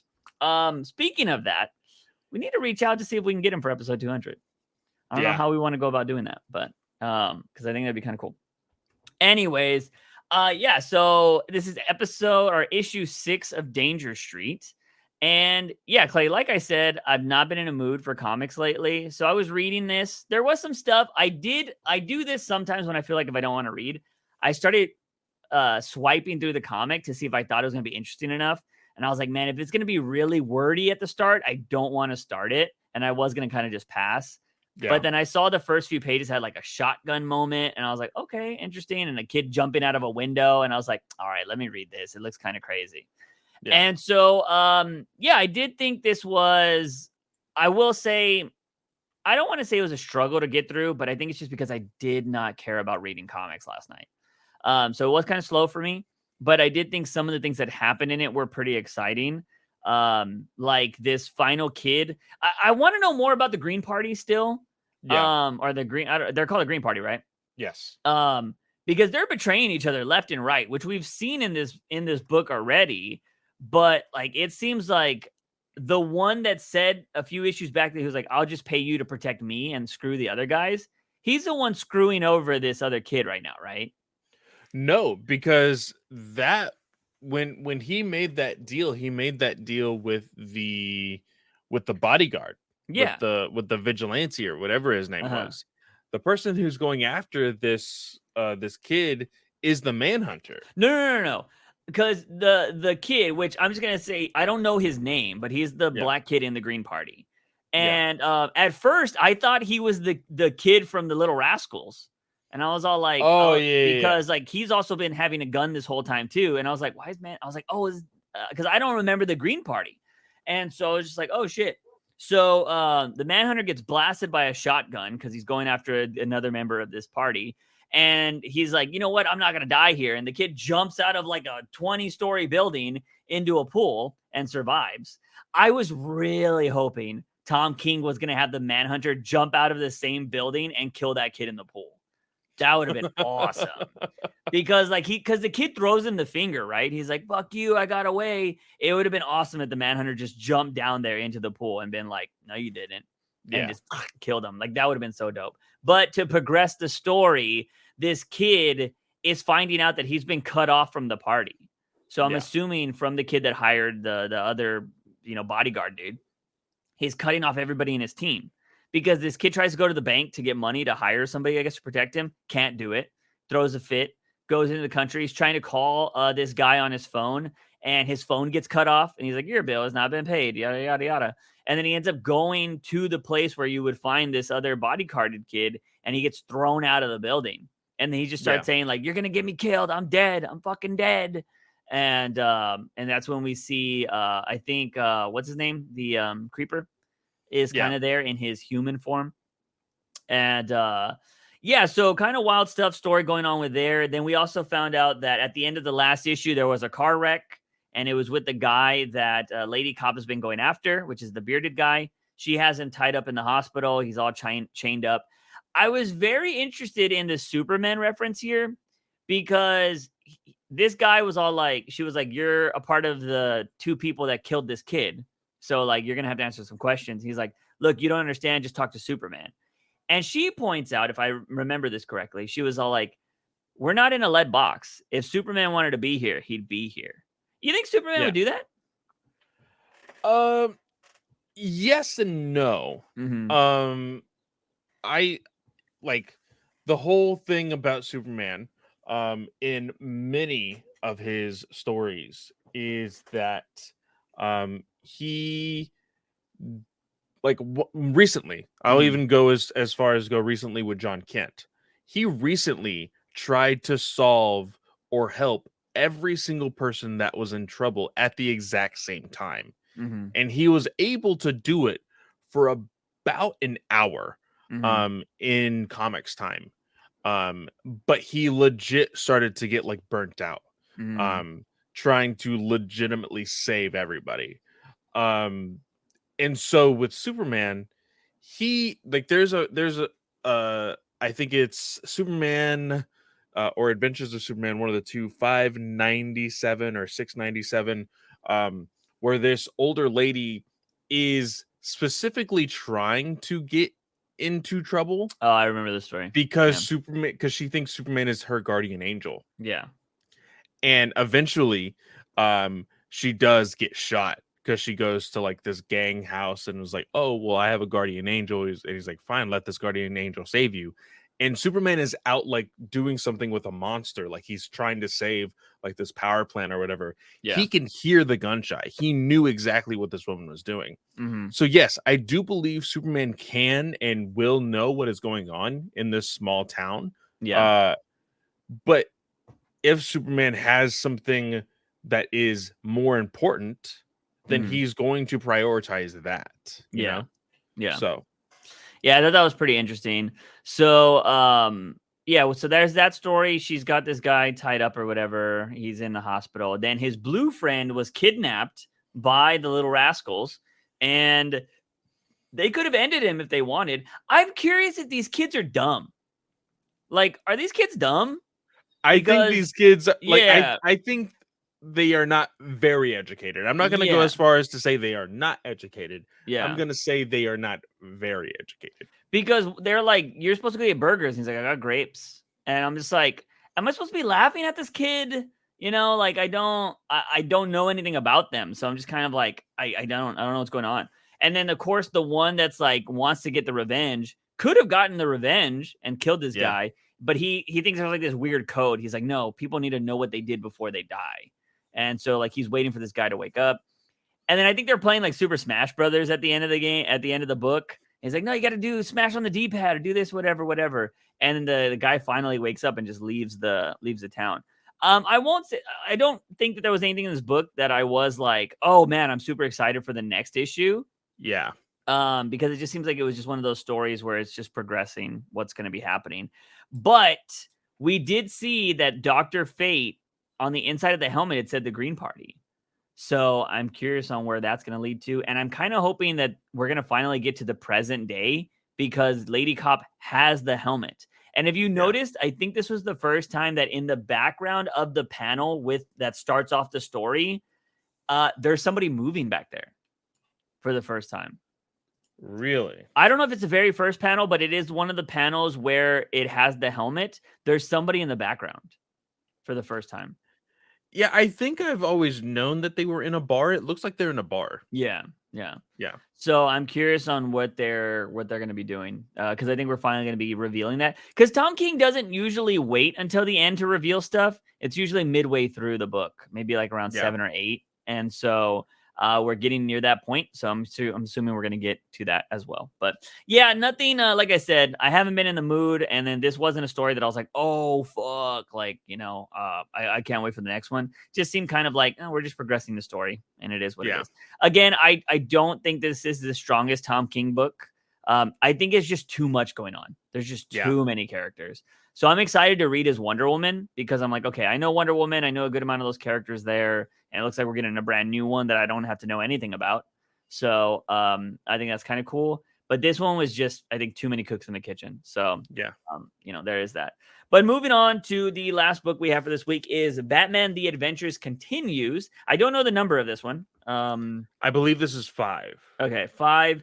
This is a story that has been continuing essentially since the first book, I think, right? Or Muscle was in season 2. Yes. Right? I don't remember the first. Were the first 2 books Harley in this series? The Harley girlfriend that they shared? Yeah. Okay. Mm-hmm. So Harley's been a part of, I think all of these books, it feels like.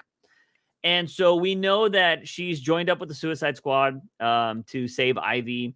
And they're going after this military guy. We know that at the end of that book, Joker stole the helmet that will convert people into being mindless drones, essentially, for the military. And so I really enjoyed this book. I like that we finally got Batgirl in it, although she doesn't do too much, but she is in the book. And Harley is taking everybody, all the Suicide Squad, to all her old hideouts with the Joker. Blows my mind that Gotham has so many amusement parks. You know what I mean? Like, there's so many. Now, I think they're considering, like, Chuck E. Cheese's amusement parks, which would make sense because there's, at a time, there was a lot of Chuck E. Cheese's everywhere. Yeah. Not so much anymore. But King Shark sits on a chair that has a whoopee cushion that ends up exploding. Hurts a lot of the Suicide Squad, which I think is cool. And then he ties up Harley, which I think is very interesting. And this kind of leads Waller to be suspicious of Harley. Yeah. Because Joker takes everybody and mind controls everybody but leaves Harley. And he leaves her in one of those little racing cars that, like, you put the little rocking things. Yeah. And so Waller takes Harley off the case. She's like, you're too much of a liability because Joker didn't kill you or didn't do anything to you. And he's like, and Harley's like, it's because he wants to rekindle his love for me or whatever. He's like, gross. And so he's like, that's why he did it. We find out like what's going on. Batman's talking to Hugo Strange, and they're all kind of like going back and forth talking shit. You see how sadistic and fucked up Hugo Strange is when he's like, oh, this is a horrible tragedy. like, they can't believe they took my helmet. And the military's like, I'm talking about the loss of life. And he's like, that's just a thing, you know? Yeah. Like, it happens. And so, like, that's kind of like fucked up from Hugo Strange. We do catch up with the main antagonist of the story, or the person they're going after, which is this military dude cooking rats, like flat out, like kebabbing rats. Yeah. And the kids are like, what's wrong with this fucking guy? Should we call the cops again? Yeah. Like, what the fuck? And they're like, oh, they sent somebody better or whatever. And you see the Batmobile pop up. And then we really get to see how strong this dude is, because he's able to stop a moving Batmobile, pick it up over his head. And luckily, Batman is able to, or Robin trips him, and the Batmobile falls on top of him, and Batman's able to freaking smoke him to where he's able to, like, get knocked out with knockout gas. And yeah, so we hear Barbara. I don't know why I love Barbara's design in this old school. Like, it's just very simple, but I love Barbara's design. This is when we see the Harley Quinn stuff going on. And Batman shows up because Waller sent a message to Barbara, and Batman knows what it is. So he goes and meets Waller. She's like, look, we know where they're at. We need you to go do this, whatever. Batman's like, all right. Harley's like, make me a part of the team. And she's like, no chance. She still gets out, and she ends up saving the team because they go meet this dude. And the Suicide Squad shows up at the hospital because they're going to get this military guy back, right? Because Joker is controlling all of them. Big fight. They have a tank. They shoot missiles and stuff out of the tank. They're like they're fucking up these people. So we see this big thing going on. Joker. Love that Joker knocks out Hugo Strange.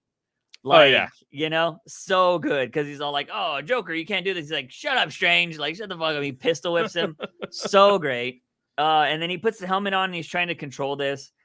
We see Batman save Robin and Batgirl because Deadshot, right, has a bazooka about to blow them up. And then Harley saves their lives with a tranquilizer gun to Katana, who's about to cut off Batman's head. And she makes a little joke. She's all like, I'm not in the Suicide Squad anymore, but how about I could join you guys? Because y'all need a laugh. And they all disappear. And she's like, hey, where'd everybody go? And so, like, I think that's kind of cool. Also, how do you feel about because it is the animated series, so, like, not painted face Harley? So I wanted to bring that up. She was painted in the other stories. Yeah. But in this individual issue, she doesn't have any face paint. I think this is the transition to what we have in main continuity of comics of Harley probably trying to be a good guy. Yeah. Which, well, here's the thing. In main continuity comics, her skin's actually bleached. Yes. So she doesn't have the face paint stuff. So pretty interesting. But anyways, Joker's trying to convert this guy. Batman shows up and he's like, it's over, Joker. And, Joker takes a hostage and gets destroyed by the military guy, who breaks free, slams him to the ground. He's like throwing him over like a rag doll. Everybody's trying to like control this guy. They can't. And his military officer comes in and's all like, hey, the war's over. And that kind of stops him from fighting. Kind of anticlimactic to be that easy. It's like a Wonder Woman ending, love and peace. And he's like, okay, love and peace. But then we see like Barbara coming in with some tea. We kind of just see the ending of all the stories. Like Harley is reunited with Ivy. Suicide Squad gets their brains cleaned, all that jazz. Tim persuading Batman to try to get this superhuman suit that is supposed to be the Batman Beyond suit. Like, maybe we put an R on it, And he's like, no. He's like, oh, come on, my birthday's coming up. Well, it's very interesting because he says that he is done with like the superhuman initiative type thing. Yeah. I think this is learning that like, okay, this guy had superhuman strength and it drove him insane. Yeah. Yes, it was with the help of Joker, but like maybe not one man should have this type of strength. Yeah. Any mortal man, which makes me wonder. I would really like to see the story of when Batman finally decides, hey, I need this suit, Yeah. Because it's in Scott Snyder's run, right? Yeah, it's in Scott Snyder's run as like a prototype. Yeah. So I think people do it behind his back. Oh, really? Yeah. because that suit is in the trash when they find it. And he puts it on because Clayface, I think Clayface throws him and Lucius in the trash, and it's like a la Star Wars style. I think the walls are closing in, so they put that suit on to get out. Yeah, and then I think he asked Lucius like, "Why is this suit here? Like, why aren't we using it?" He's like, "Oh, because it would cost like $5 bajillion to just make one or whatever, or like to keep it like going." And so I think that's why they don't use it. They use, I think, a more interesting tactic. I kind of like this because it is showing Bruce like nobody should have that kind of power. Yeah.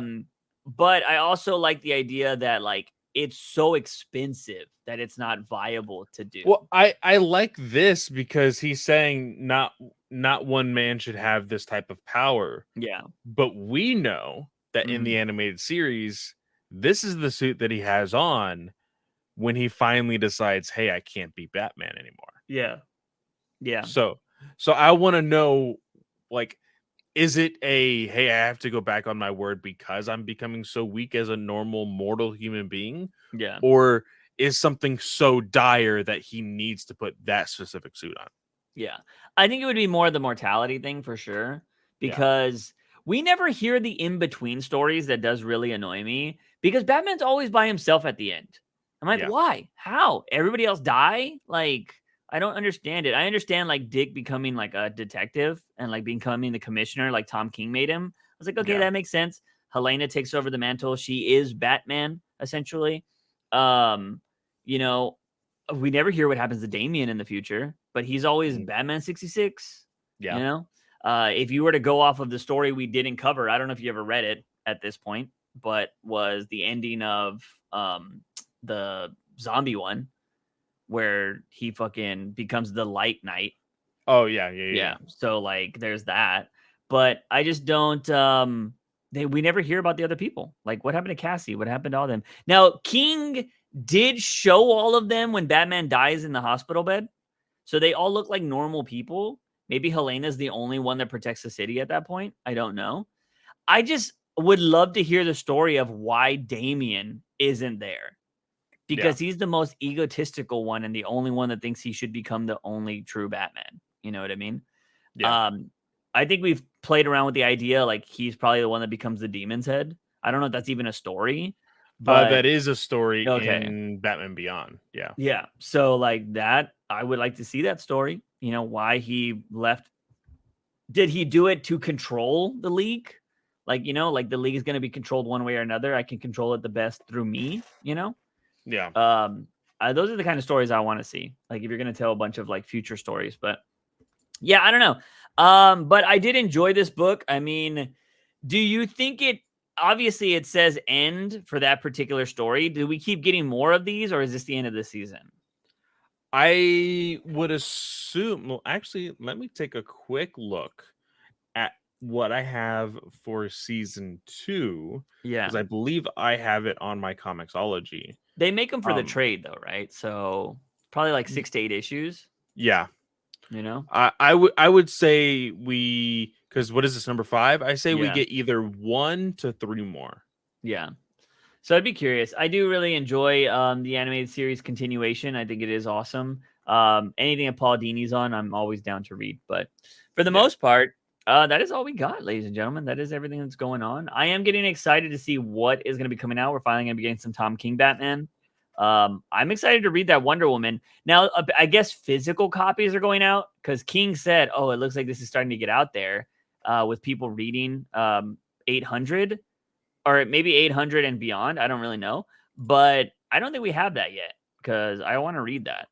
Let me take a gander here because I'm curious on where that's going, or I want to read how it starts off.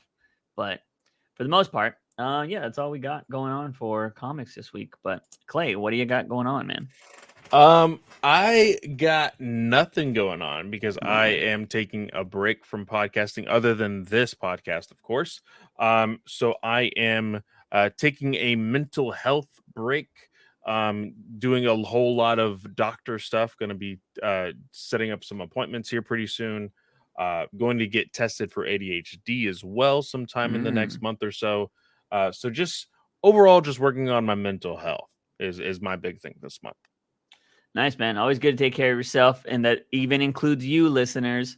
Take care of yourselves out there. I will be streaming tonight. I believe, Clay, I don't know how fast you'll be able to give me this podcast, but hopefully this will be out before I stream. We'll see. I don't know. Sometimes YouTube does take a long time to upload these podcasts, but I will be streaming some more. I think tonight, if you are listening to this on Friday and it is Central Standard Time, 6 p.m. Central Standard Time to like 10 p.m. Central Standard Time, we'll more than likely be trying some little drinks and stuff that I bought from this Japanese grocery store, along with some random candy that I bought, and playing Fall Guys new season and trying to create our own new map that everybody will be able to play. So that is going to be the game plan for tonight's stream.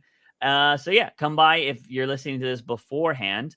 And yeah, I might still be live. If not, you can always go to my YouTube Juice from the Box Reacts channel and catch the VOD of it in the live tab. So that's going to be it, ladies and gentlemen. As always, he is Fanboy Clay. I am Juice Wayne. And remember, Batman is awesome. News Weekly.